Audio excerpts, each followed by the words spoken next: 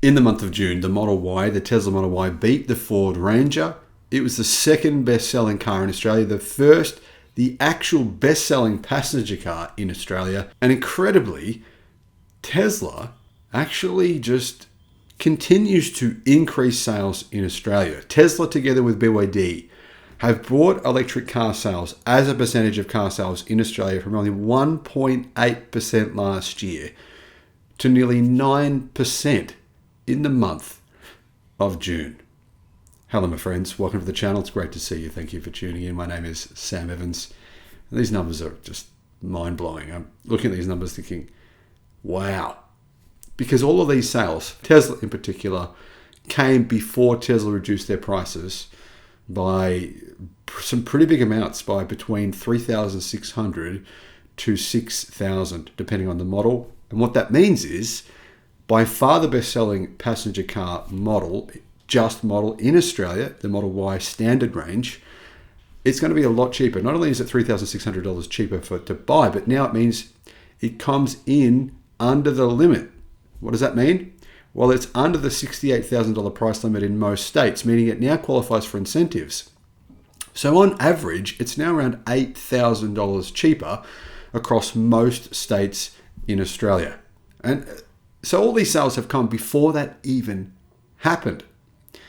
You can imagine how the Model Y is going to go now that it's got this literal $8,000 discount that's going to be applied to anyone who purchases one from now. Now, if you purchase one in the month of June, I think Tesla will still apply that deal for you, that price cut for you. However, unfortunately, there is some bad news for Victorians. There's no longer an EV incentive available in Victoria. It's been deleted because the Victorian government has obviously severely mismanaged its funds and it's bordering on bankruptcy. They've had many restructures within the government there so they can fire as many people as they possibly can because they can't pay their bills. So that's what's happening in Victoria. But outside of Victoria, all positive news, all good stuff. So what were the best-selling cars in Australia?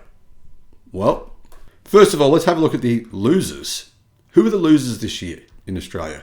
Well, most of them are actually Japanese car manufacturers, and we've been predicting this would happen.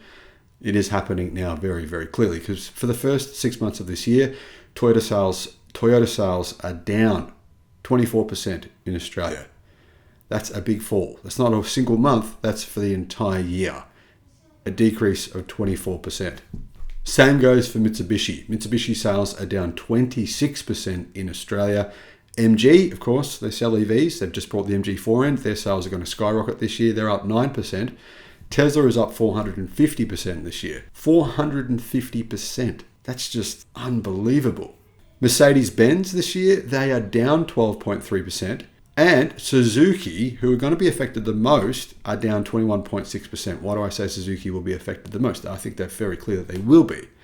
Suzuki, I think, are just done in Australia. I think they'll probably leave Australia within a few years because clearly their best-selling car is the Swift. And what's happening? You've got the Great Wall Motors Aura, the Aura EV, you've got the BYD Dolphin, and you've got the MG4, all competing with the Suzuki Swift. But all of those cars are not that much more expensive than a Swift.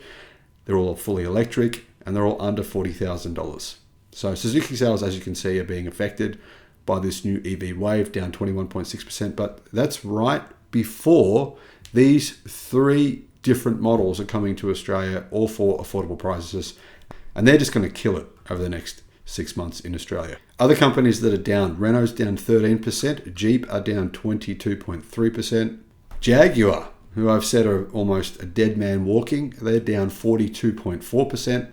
Honda as well, they're down 11.3%. And yeah, as you can see, the big winners here this year in the Australian car market are companies like Tesla, BYD, and MG. And those numbers for them are just going to increase for the rest of the year. The thing is here, this is a growing market. Australian new vehicle sales hit 125,000 in June 2023. That's the best result they've had since June 2018. And it represents 25% growth against June last year. You would think, therefore, Toyota would have increased their sales, but the fact that they've decreased significantly shows you the issues that Toyota have, and the fact that they don't have any EVs coming at any point soon, other than the BZ4X, which they say in their words will be expensive in Australia, and I don't think anyone is really waiting out for a BZ4X, means that their market share, in my opinion, will continue to go down in Australia. So the best-selling models, the Toyota Hilux, 6,142 deliveries, the Tesla's Model Y, 5,560 deliveries, the Ford Ranger, 5,334, the MG ZS, 3,756, the Toyota RAV4, 2,858. You can see Toyota were easily double, Tesla Model Y, double the number of deliveries of the Toyota RAV4. That's incredible. Hyundai Tucson, 2,667, Mazda BT50, 2,500, Hyundai i30, 2,500, Isuzu D-Max 2,500, and Mitsubishi Triton 2,260. So you can see here the best-selling cars, not cars but utes, commercial vehicles in Australia are commercial: Hilux, Ranger, BT50, and the D-Max, and the Mitsubishi Triton in 10th place. So there's 4 pickup trucks there. In fact, 5 pickup trucks make up the 10 best-selling vehicles in Australia. What do we need to happen? We need electric trucks. We need electric utes in Australia in order to really get that figure, that 9%, to get to, say, 80%. That's what has to happen. Can that happen? Absolutely. If you think about it, once these manufacturers start building the trucks, they can put in them something like an LMFP battery from CATL. It has a higher energy density than lithium iron phosphate, but it has similar characteristics and costs the same price. CATL says those batteries now have about 15% more energy density. Pack density is higher as well, meaning packs are smaller, and the price is the same as LFP batteries.